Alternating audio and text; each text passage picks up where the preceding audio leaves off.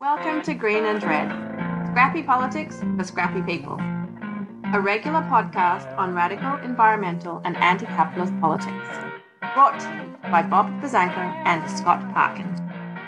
Welcome to the silky smooth sounds of the Green and Red podcast. Your co-host Scott Parkin in San Francisco, California today. And as always, I am joined by Bob Bazanko from Houston, from the Gulf Coast, not from the elite liberal coast where you are. yeah. I'm part of the. I'm a West Coast. I'm a left coast elitist, I guess. Yes, yeah, exactly. Yeah, I'm not from the land of Pelosi and Feinstein. yeah, exactly. And you know the tech giants who are so influential. Yeah, I'm from the land of Abbott and crazy Republicans and oil companies. Ted Cruz, you know, he's actually an East Coast elitist deep down. You know, he is. He's Canadian. Yeah, it's true. Raphael is the Canadian. That's why It's he worked funny. for Goldman Sachs. Worked for Goldman Sachs, right? Like sometimes just messing around. I always call him Raphael Cruz, but I think it's funny because sometimes liberals get mad at me and say like that's not cool, blah blah blah. That's kind of racist. Like it's his name. Yeah, And the fact that he abandoned his own name, I think, is fair game, right? Points yeah, out. Just, yeah, so. yeah. He's just Anyway, anyway. Um, he kind of looks like the Zodiac killer, right? he is the Zodiac. Yeah, I'm putting it out there right now. Ted Cruz is the Zodiac killer. So, yeah. So it's a scrappy Labor Day weekend. And so we're going to be reporting today live from the class war. So we're going to be talking, maybe not live, but we're going to be talking about Labor Day and labor items. And, you know, we have actually a few other things to talk about as well. And we'll probably riff and rant and ramble because, you know, that's what we do. But we're going to kick off with this week in radical history. We have a couple of items here that we wanted to bring up.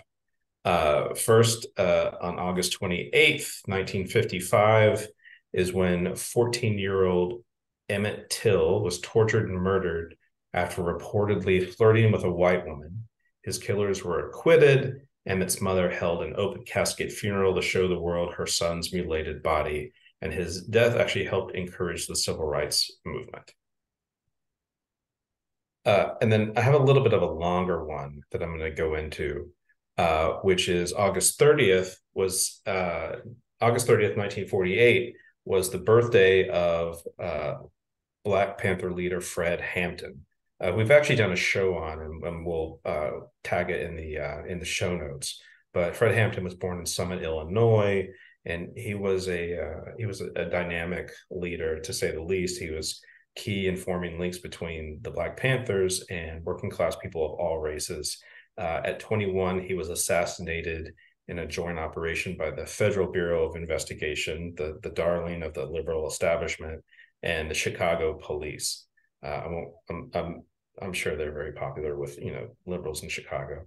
But you know, Fred Hampton, he was the chair of the Illinois chapter of the Black Panthers. He actually co-founded a multiracial rainbow coalition, the original Rainbow Coalition, just to be clear.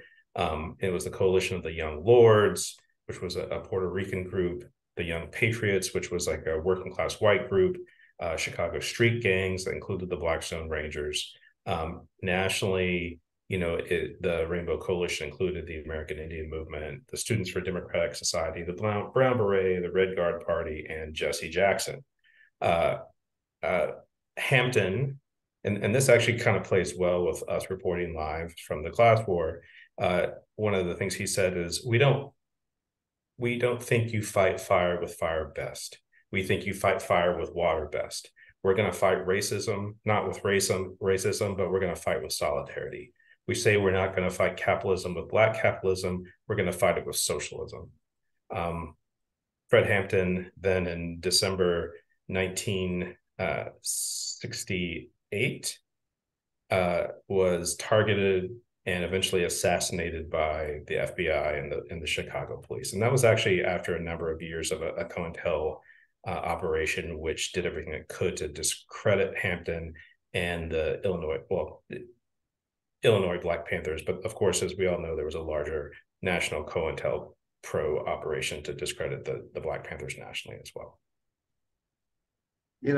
What's amazing about Hampton and a lot of those younger guys associated at the time, Bobby Hutton and others, they read what they wrote. I mean, just it's a really incredibly informed and sophisticated analysis by these guys who were really young at the time, and it really encompassed all kinds of these ideas. And like as you pointed out, they were socialists. They understood class power and socialism very well. So Hampton is really an incredible theorist, and it's worth just kind of looking up some of the stuff he wrote. It's I think incredibly useful today, in fact. So yeah, I only have a couple things, very short.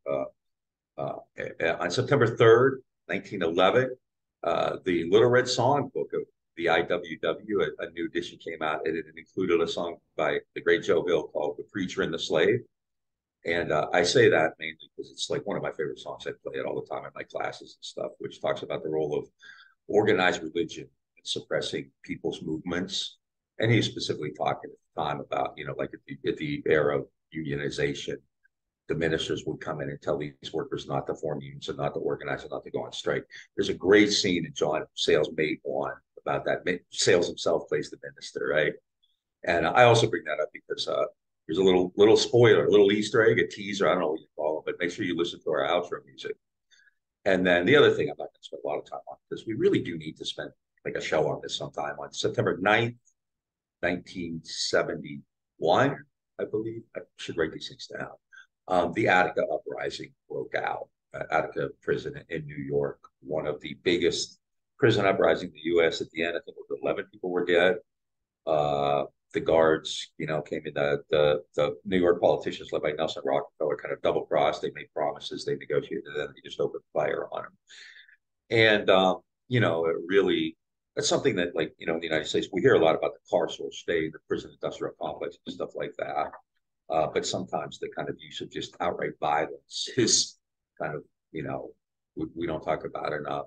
Right now in Texas this summer, the temperatures inside prisons has been in like the 120s and 130s, and they have no air conditioning. I forget how many. Didn't somebody mention that the other day? One of our guests, I think, was talking about people dying in Texas prisons because of the heat. So Attica is really famous that way. So I actually mentioned it in like a recent Scrappy Sunday, okay, talking about how it's too damn hot. Yeah. So anyway, Attica began 52 years ago this week. And one thing with Attica is that, Nelson Rockefeller is actually seen as this sort of like nice liberal Republican governor of New York. Epitome of Republican liberalism, Rockefeller Republicans. Yeah, but then he, besides, clamping down on the Attica, what happened at Attica, the Nelson Rockefeller drug laws are actually something that threw a lot of people in prison in New York State. Yeah. It's funny, Biden announced kind of an amnesty, right? Anyone in federal prison for marijuana possession is going to be released. It's like, no one's in federal prison for marijuana possession. It's not, so. It's actually a very small number of people, yeah. I don't think there are any, actually, but the point is, it's like him saying, I'm not afraid of it. I'm the most pro-union president ever. I'm the most pro-environment president ever. I released the prisoners. Anyway. And Biden's probably to the right of Nelson Rockefeller these days, too. Right, I think he's the right of Richard Nixon. So. Yeah, there you go. There you go. Yeah, it's tough sledding. So. Anyhow. What we're going to get. Go ahead. Going to get scrappy. You ready to get scrappy? Are you ready to get? I'm ready to get scrappy. For some scrappy Labor Day. So what we're going to get into is a little bit is the history of Labor Day, and then we're going to actually talk about like some current labor stuff. And just a couple of quick facts about the background on Labor Day is that it was a federal holiday that was born at the height of the 1894 Pullman's railroad strike, when 125,000 workers across 29 railroads walked off the job to protest wage strikes. And just to be clear, that was not a rail strike that was shut down by the most pro-union president in history. Historians actually say that then President Grover Cleveland was worried about losing working class votes in the run up to the 1896 election, so he signed the Labor Day bill in an effort to appease labor leaders. But with many things, there are different sides to what this history is. A parallel historical narrative claims that the bill was signed to quell leftist political dissent, and in doing so, discourage the working class from organizing against their Gilded Age oppressors. And then also many historians agree that the idea of Labor Day actually came from a laborer named Peter McGuire, who was the founder of the United Brotherhood of Carpenters and Joiners of America, and an early leader of the American Federation of Labor, who had reportedly suggested the idea to a central labor union. We've actually done a couple of, we try to do a labor show. If we don't do a labor show, we actually repost about a labor show. We also have done shows on May Day. We have a May Day show from 2021 that's about the history of Labor Day, the history of May Day, that includes some background on Labor Day. And then another holiday that came up, I believe, during the McCarthy era called Loyalty Day. And so also part of what is at play here is that the U.S. government and the corporate leaders actually wanted to not give workers in the U.S. a holiday to rally around, which was May Day, which is actually recognized internationally as International Workers' Day. It actually was a workers' holiday that came out of the Haymarket riots in the 1870s in Chicago. 1880s. 1886. 1886. Sorry, for some reason I had 1876 in my mind. 1886, out of a riot, the Haymarket riot in Chicago. Yeah, and May Day and Labor Day are kind of the same thing, right? So when we talk about one, and it's in that great American tradition of kind of co-optation, right? Cleveland actually dispatched troops to beat the strike in 1894. Another important element of the Pullman strike, because you mentioned it, is that Eugene Debs kind of had these visions of kind of like a redux of 1877, the great uprising, the national strike. And if as much as the state, Samuel Gompers and the AFL were responsible for kind of quashing it because they refused to go along. And this is, I think, something to understand, because we're seeing that right now, right? Where you have these kind of labor leaders who are making deals and offering concessions and offering cuts to get along with especially the Democratic leadership. And we're looking at this right now, right? When union leadership right now, its main goal is to kind of support Biden rather than to kind of help the workers out. So it's really an important day. And it also fits into that idea, like I said, of co-optation. When I think of Labor Day now, I think of like Juneteenth, right? Juneteenth has become like a national holiday, which is great, obviously, right? But it's you kind of offer symbolism rather than something like material, right? So at the same time, you're disenfranchising African Americans and you're destroying public education, which disproportionately is useful for poor kids. You create these, like you put your BLM flag out in the summer of 2020, and you create a national holiday out of Juneteenth, and it's really this kind of politics of symbols, and so and Labor Day, I think is kind of like that too. I mean, it's a consumer holiday, right? It's Labor Day. Let's have a sale. Or in the old days, it was like Labor Day weekend. It's your last weekend of the summer before school starts. Go to the beach. So it's become lots of barbecues and ball games. Lots of barbecues and sale. Labor Day sale. Yeah. Stuff, yeah. Right. So anyway, but we obviously look at it differently. We think anytime there's any reason to celebrate labor and organized labor and radical labor, you should do so. Yeah. Right. Yeah. So I mean, I think the sort of co-optation thing is like an important thing to note here, because we're, especially now where we have this sort of, upsurge of labor activity that's been going on in the country for a couple of years, if not longer. And so, Biden talking about how he's the most pro-union president.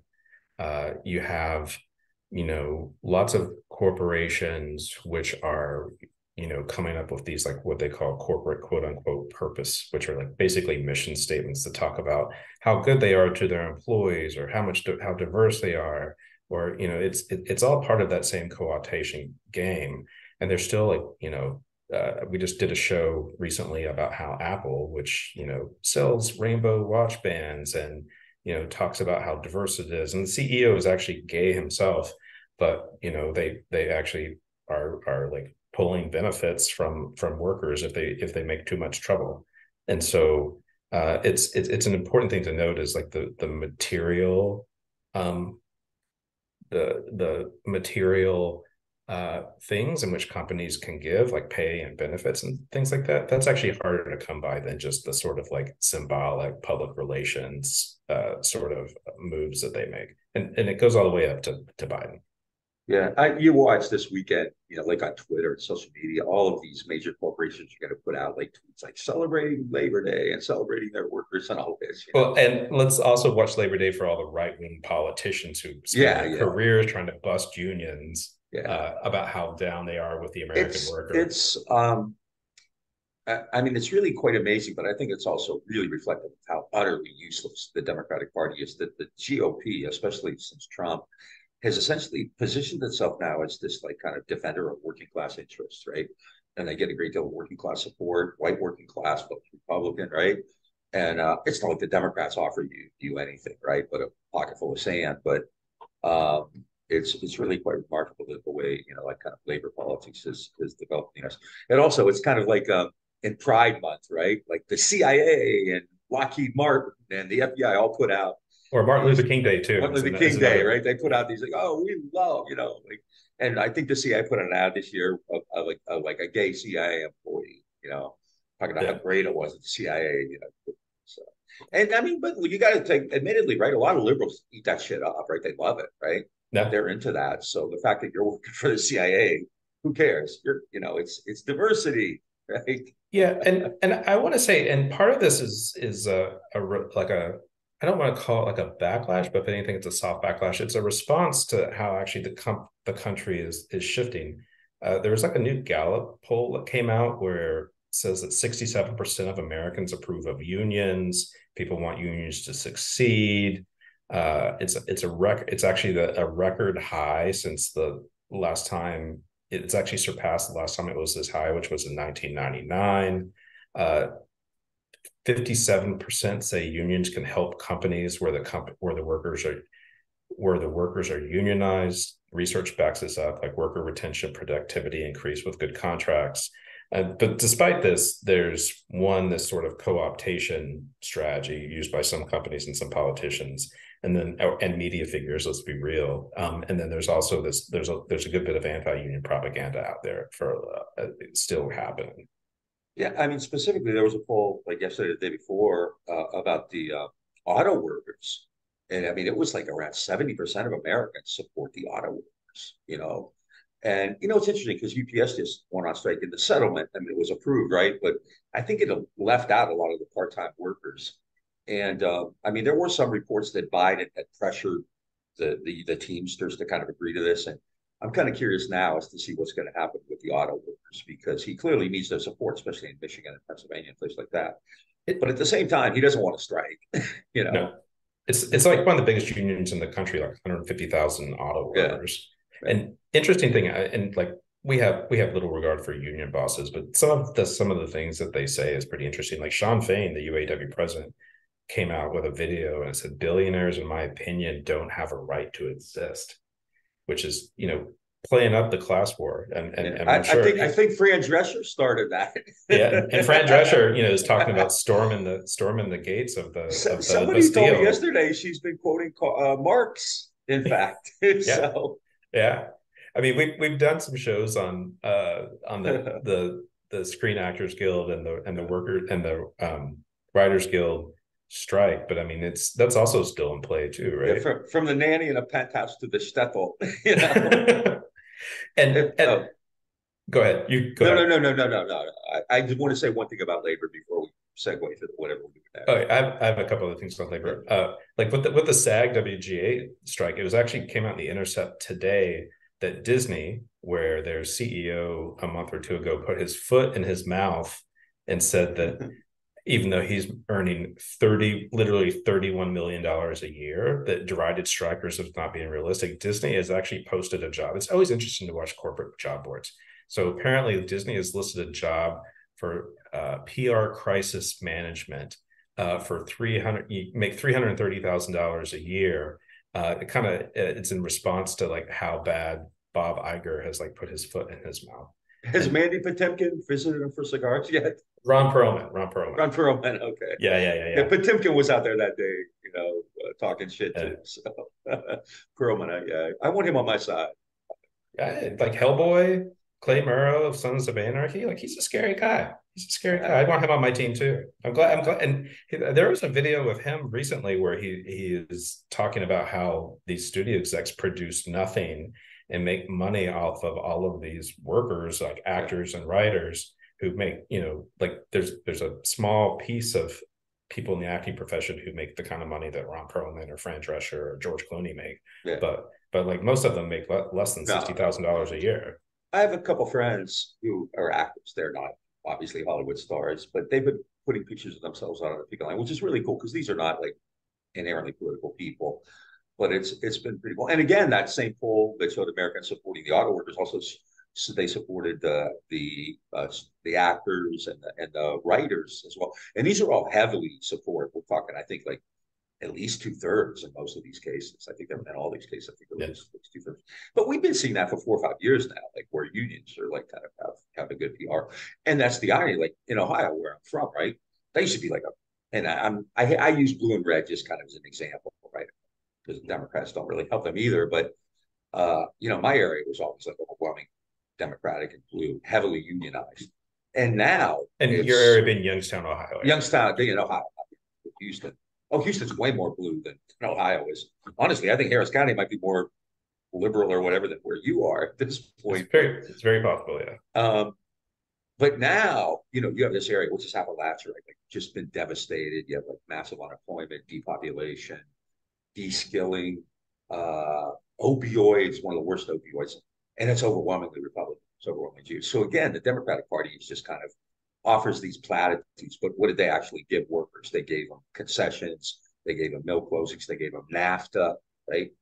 And until we realized that. So what I was going to say, I don't know if you have something specific. I was just going to do a little history lesson because I was actually talking about this in class yesterday, and I had prepared for it, but it just came up to me because I think it's important to understand, like when it comes to labor, there was an extended period in American life, at various times, like even before the Depression, like in the 20s, where there was this kind of recognition among kind of what I call like smart capitalists, like Herbert Hoover, people like that rather than have this kind of constant series of conflicts that are often violent, right? And we mentioned things like Great Uprising or Haymarket, but well into the early 20th century, you had strikes, you had the police and the army being called out. So what people like Hoover created was what we've often thought. We've done a bunch of shows on this, corporate liberalism, right? And the idea there is if because something else we've talked about a million times, which is kind of one of our missions, I think, is to create the idea that obviously capitalism, profits is crucial, right? Private ownership. But what capitalists want, probably as much as anything, is stability. Mm-hmm. And having, like these national uprisings or having strikes or having, this fear of sabotage and monkey wrenching, scares you. And it's not good for profits. It's not good for the corporate environment. And so you started to see this. Not good for buying and consumption. Yeah. So you started to see this idea. And it really, even like in the 20s with Hoover, where, if you kind of address some of the needs of your workers, not in any kind of like radical way or redistribution or anything, give them a workers' comp system or give them, maybe better wages or whatever, right? Then you're going to have harmony. You're going to have stability. And then after World War II, obviously, you had that, the whole idea there is like Fordism, protectionism, you get people working and building stuff, but you give them a decent wage and you give them a reason to go to work.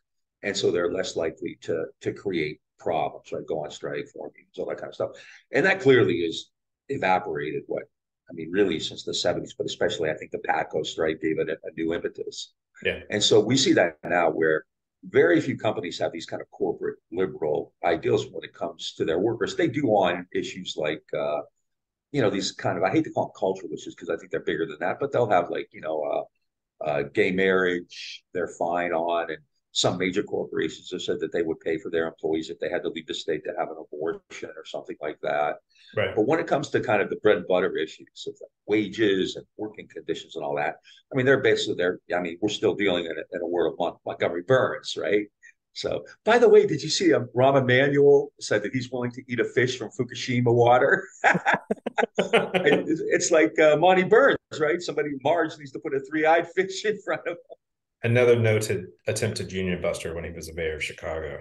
Oh, Rahm Emanuel's a horrible guy. Oh, speaking of which, I forgot. I wore this just for today. It's my Wadley shirt. No gods, no masters. No gods, no masters. No gods, no masters. Which is kind of a decent little movie about the Italian anarchists in the 20s. If you ever want to watch something, at any rate. But yeah, so just my last thing.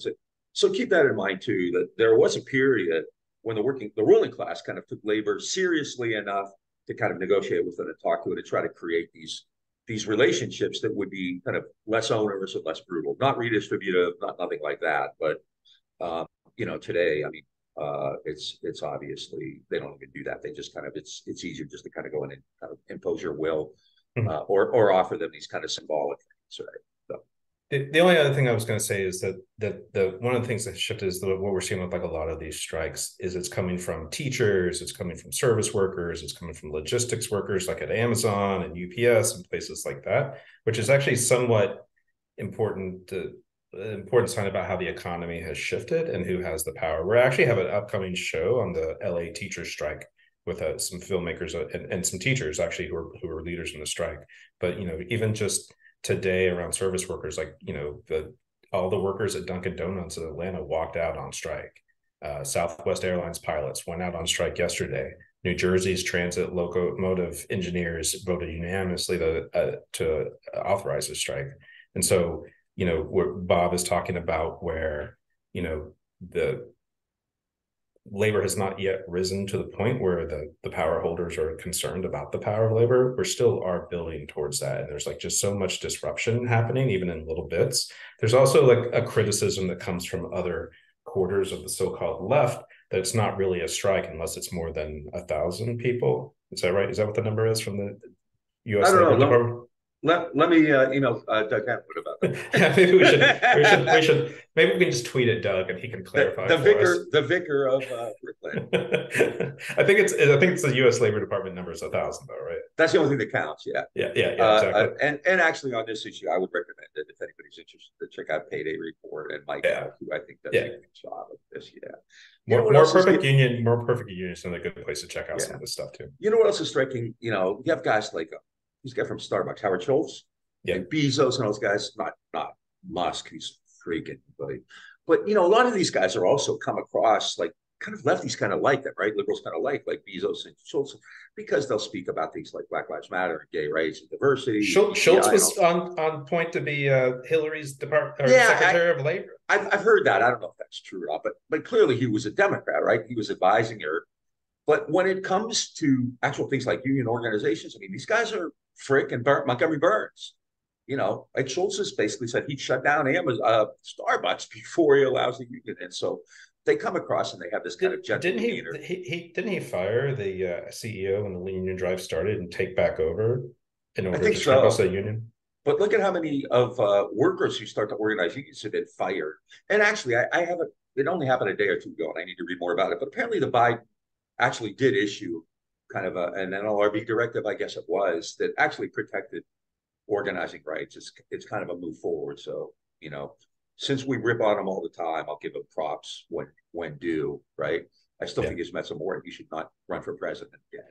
As do 70% of his own party believes that, but those are just polls, Bob. It doesn't really matter. But I always thought that was telling because you have like somebody like Schultz or Bezos can really sound pretty reasonable when they're talking about certain issues, especially these issues of like diversity and tolerance and all that kind of stuff. Choice, yeah, exactly. But when it comes to like the nuts and bolts of actually paying your workers, they're no different than it's like Burns and the Springfield nuclear plant, right? And I'm sorry, I'm going on a riff now, but you also mentioned, and this is just striking to me. You mentioned the auto workers, which would you say they have 150,000 members? And they one time something like 80 or 90% voted to authorize the strike. Not that long ago, the auto workers had over 1 million members. as did the steel workers and all these. And so we've seen this move away from these kind of heavy duty industrial and extractive industries. And that's why, like, those numbers to me are kind of like, whether it's 1,000 worker place or a 50 worker place, they're kind of useless, right? Because the American economy has changed so much that you're just not going to have that many places that have 1,000 workers that could go, that can organize a union. And in fact, many of them have, right? And so that the future is in the Starbucks and the independent coffee shops and the fast food, Amazons and fast foods and little bars and teachers. I think the and teacher stuff's teachers have been great. pretty significant. Teachers and grad absolutely. students. Well, public employees, unionization in the public sector is still fairly strong. It's like, I think, in the 35% range. It's in the private sector where it's basically disappeared. In the 50s, the entire country, had about a third unionization, like the entire country, everybody. And today, I forget what it is. It's like around 10%. But in the public sector, it's still like AFSCME and teachers and people like that. It's really strong. Yeah, they're clearly the future, and they need to be. And many of these are occurring in red states too, right? Yeah. And they're basically just they're wildcatting. They have these state laws where they're not allowed to go on strike, and they're just like screw that, right?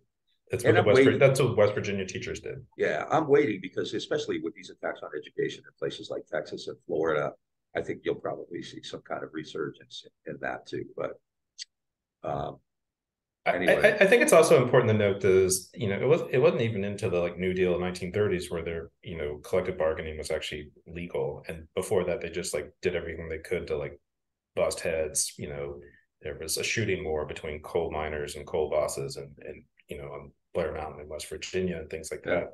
And now it's this more, insidious, subtle way of union busting through cultural issues and PR. And, we had a show recently about negotiations, about how the bosses use the labor laws to their advantage and things like that. It's much more insidious. And yet the class war, the people getting screwed over on pay and benefits, is like more real than ever. Yeah. I would also suggest you go back to really the first interview we ever did with the legendary Scott Lynn, where he talked about this at great length. It really made the important point, I think, that even these unions who we praise, like the CIO, when they negotiated, instituted basically agreed to a no strike clause. And I mean, at the end of the day, that's what you have as a worker. That's your ultimate weapon, right? The ability to withhold your labor. What did Bill Haywood say? All we got to do is stick our hands in our pockets, and they can't do anything. And so when you have these no strike pledges, you refuse to go on strike. I mean, you could go on strike before you have a union, like you do that, and if it's a big place, what are they going to do? They can't bring in 1 million workers to replace you, right? I mean, I think that's what those Dunkin' Donuts workers in Atlanta are doing. I don't think they have a union. They're just walking out. Yeah. I mean, even when teachers go on strike, you end up getting, like Marge Simpson becomes a substitute in these, Of course, now you can just show PragerU videos, I guess. So Trump U is really what you need to do. We need to actually do a show on kind of education and more thing, because that's obviously pretty depressing. So anyway, happy real Labor Day. Not real Labor Day, happy American Labor Day. Happy Labor Day. Happy Scrappy Labor Day. Happy Scrappy Labor Day. And I guess, as an American, it's a chance to like grill a steak and go to the ball game or go to the beach for your last time. But, if you think about it, take down the system. Or remember, think globally, guillotine locally, right? Yeah, burn it all down. That's all we got to say. Whenever we're the guillotine now, I think of like freaking Trump's people wanted to hang or execute Mike Pence, and he supports Pence still. Oh boy. Anyway, I think in that debate, Pence said he was very proud of the accomplishments of the Trump-Pence administration. Yeah. As he ended the Trump-Pence administration running for his life from Trump supporters. Isn't it like, it's chilling that like Pence is kind of reasonable in American politics right now, right? Yeah, that's true. I mean, that might be the best case scenario. Mike Pence becoming president. He wouldn't do anything for 4 years. I mean, nothing get done, and then and then we can move on to the Kamala Harris years. yeah. That's just what we need. Anyway, all right. Yeah, I've been listening to Scrappy Labor Day. Oh wait. I want to say one other thing. And this is just kind of a pitch too. The other day, Scott had family obligations, so I interviewed Jody Evans of Code Pink, and I don't know if we've mentioned this. I think we may have, but there was like 2 or 3 weeks ago, an ugly, yeah, we did talk about this, an ugly New York Times hit piece, really boilerplate McCarthyite hit piece on Jody and her husband, is it Neville Roysinger, I believe is his name, and groups like No Cold War and Code Pink, obviously, and Tricontinental and DJ Prashad, and what's chilling about this is that this is kind of what liberals do, right? They did throughout the Cold War. The New York Times did it. It's full of innuendo. They create these like links. These are kind of conspiratorial links. Like it's kind of like what you hear from like the JFK people or QAnon, right? So and so did this, and so did this, and therefore, like, shit. So anyway, check that out. But even more importantly, like try to show them some support because we're all kind of vulnerable to these kinds of attacks where.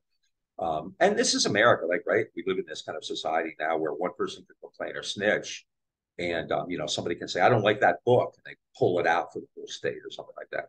So this interview with Jody Evans was really great, and these groups do good work, and what they're doing is they're speaking out for peace, no war with China, negotiations to end the war in Ukraine. They defend the Cuban Revolution, and so I think it's really important to kind of understand what these groups do, and you don't have to like everything they do. I mean, Scott and I don't agree with everything they say and do either, but they're on the side of the good guys, and the left should not be supporting McCarthyite attacks. The left should not be participating in these attacks against groups like Code Pink and No Cold War and Tricontinental. And left shouldn't be supporting things like conflict in Ukraine or no, South China exactly. Sea. Yeah, anti-imperialism has to once again become a core value of what we do. It's the other side of the coin. You have class struggle at home, anti-imperialism, and they work together, right? Because the more money you're spending abroad, the more you're doing in Ukraine or wherever. That's stuff you're not doing in Hawaii, other than a one-time $700 fee. The average monthly rent in Hawaii is like over $2,500, I think, or something like that. So you go to $700 fee. Just also to bring it back around to Labor Day is that like, people are. I mean, I know that the unemployment is low and supposedly wages are good, but like we have a lot of people who are still living hand to mouth. A lot of people who can't make the rent or can't even afford food, and yet we're definitely there's huge amounts of medical debt going on in the world. People run GoFundMe's to be able to like cover their medical bills. And like, yeah, we're spending billions on, war in Ukraine. We're spending billions on maintaining 200 plus bases to contain China in the Asia Pacific. And it's just, there's just like, labor needs to be stronger. Like Bob said, auto workers used to be 1 million workers. Now they're 150,000, but, and so they don't have the power that they used to. And we just need to be making trouble everywhere we can. Yeah, I mean, and not supporting huge amounts of money going into like war abroad. Exactly. If you're supporting the war in Ukraine, if you're supporting the defense budget, like the squad votes were, right? Then that's attention and money that's not going to Hawaii, not going to East Palestine, not going to Flint, not going to Detroit, not going to Jackson, not going to healthcare, not going to what you give them, right? So, yeah, if you want to consider yourself like having decent politics, being a good human, and all that kind of stuff, then you have to be anti-imperialist, and the idea. I mean, Russia's imperialist, sure, right? But so is the United States, so is China. I mean, to kind of create some kind of moral, division here between the United States and Russia is like ridiculous, right? I mean, in a sane world, Putin and Biden and Zelensky would probably be sharing a docket, together. So. Yeah.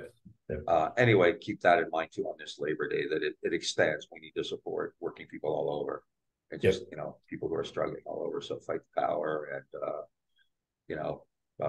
take care of each other. Remember what Che said at the thought of seeming ridiculous. The true revolutionary has got to make great feelings of love.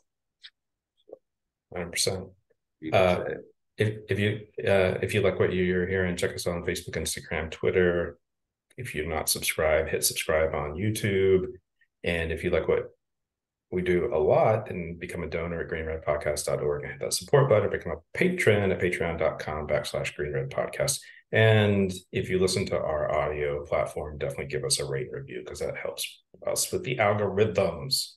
And like Bob said, Viva Che, and misbehave and make a lot of trouble, and enjoy your scrappy Labor Day. Long-haired preachers come out every night I try to tell you what's wrong and what's right, but when asked about something to eat, they will answer in voices so sweet. You will eat by and by, in that glorious land in the sky, way up high, work and pray, live on hay. You get by in the sky when you die, that's a lie. The Starvation Army, they play, and they shout and they clap and they pray. When they got all your coins on the drum, they will tell you when you're on the bum. You will eat by and by, in that glorious land in the sky, way up high, work and pray, live on hay. You'll get by in the sky when you die, that's a lie. Holy rollers and jumpers come out, and they roll and they jump and they shout. Give your money to Jesus, they say, and you'll eat on that glorious day. You will eat by and by, in that glorious land in the sky, way up high, work and pray, live on hay. You'll get by in the sky when you die, that's a lie. Working folks of all countries unite, side by side we for freedom will fight. When this world and its wealth we have gained, to the rafters we'll sing this